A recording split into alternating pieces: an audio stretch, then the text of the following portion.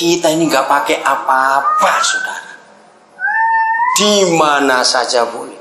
Mereka itu kalau mau sembahyang harus cari tempat dulu, harus begini dulu. Wah, repotnya. Kenapa kita masih begitu merasa jauh dengan dia? Ayo mulai hari ini kita berubah. Bersekutu adalah password perjanjian baru. Menikmati kehadirannya dalam hidup kita ini. Dalam kondisi apa saja, dia hadir dalam kehidupan kita. Satu-satunya Tuhan yang menamakan diri aku ini Immanuel, kan cuma Yesus. Apa sih arti Immanuel? Setiap saat ada dengan kita. Setiap saat ada dengan kita. Maaf, jangan tersinggung, saya cuma menyampaikan. Agama apa saja di dunia, kalau umatnya lagi sembahyang, maaf, kentut, itu batal, harus ulang dari depan lagi. Betul enggak? Ribetnya luar biasa. Tapi kita enggak, saudara. Artinya apa? Maaf, lagi saling maaf. Waktu kita duduk di WC, dia tetap Immanuel atau dia keluar dulu? Ini cuma logika anak-anak aja, cepat jawab. Ya iya sudah. Itu luar biasa, bukan? Nah itu pengertian kita. Jadi di mana saja, nggak peduli kondisinya, situasinya, tempatnya, nggak peduli. Kurang enak apa? Dia Papa memberi kita kesempatan yang hebat.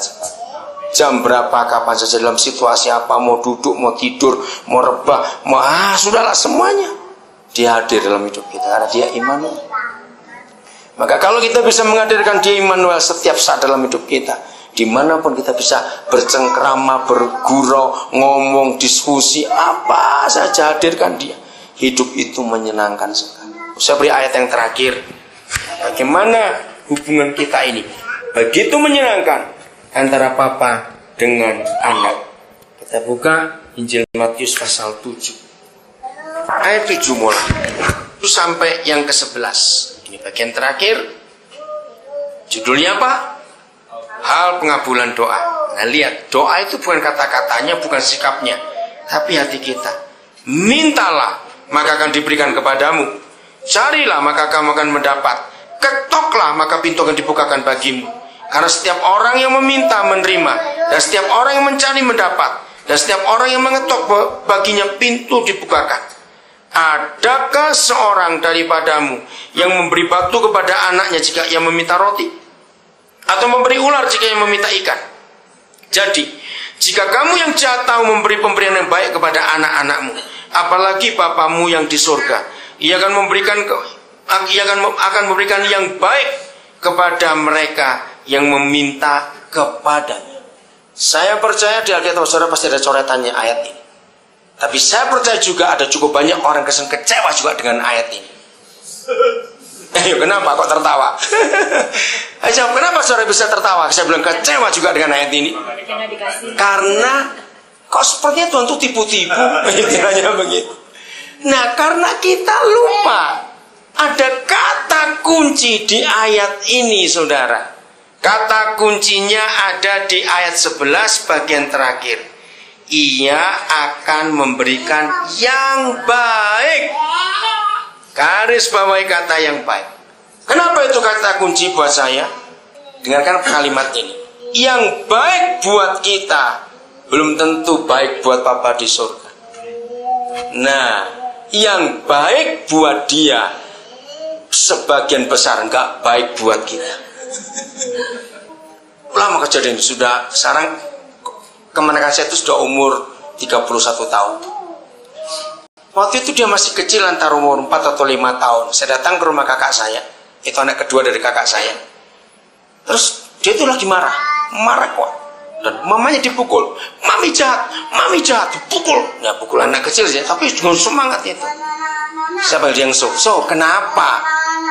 Tapi saya ini nggak sabar. Anak itu paling suka kue sus yang buatan mamanya. Susnya baru dimasukkan oven, sudah dia minta, nggak dikasih, dia mama jahat. Ngerti logika itu, saudara? Nah, saya dapat ilustrasi. Seringkali kita begitu. Yang baik buat dia belum tentu baik buat kita. Yang baik buat kita pasti seringkali nggak baik buat dia. Jadi tidak semua permintaan dia kabulkan.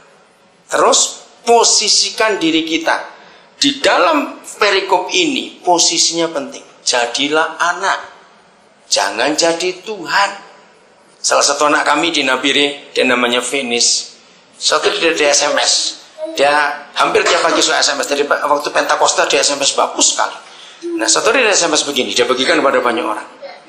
Untuk mengetahui antara kita dengan Yesus, siapa yang jadi Tuhan, berdoalah sesuatu kepada dia dan tunggu 10 hari. Setelah 10 hari, doa itu nggak dijawab. Tanyakan siapa Tuhannya. Ngerti nggak ilustrasi itu?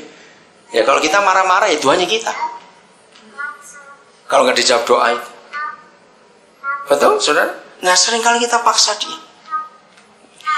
Tapi kalau kita jadi anak dan ikut, maka Bapamu tahu apa yang baik. Belajar untuk mengerti kehendaknya dalam hidup ini. Maka hubungan kita dengan dia, menyenangkan sekali. Tuhan memberkati saudara.